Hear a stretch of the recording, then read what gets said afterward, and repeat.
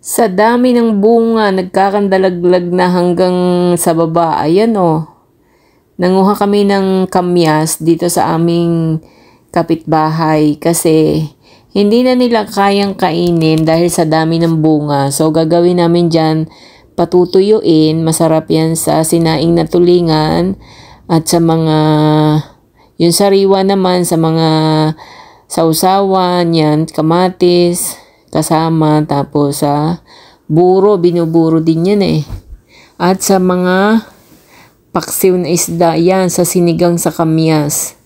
Masarap yan. Kaya guys, so nakakatuwa, ang dami, abot hanggang lupa ang bunga. Oh, mahal yan pag bininta rin sa palengke pag namili ka. Kasi madalang na ngayon yung may ganyan eh, kamyas.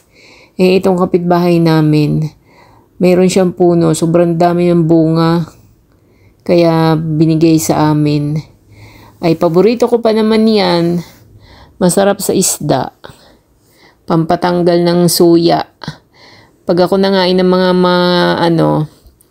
yung mga prito-prito, yan, masarap yan kaulam. Sasamahan mo ng kamatis, sili, tapos yan, tadtarin mo. Ang sarap. Perfect na pang ulam. Pwede rin yan gawing juice. Ayan, kamyas juice. Or gawing jelly.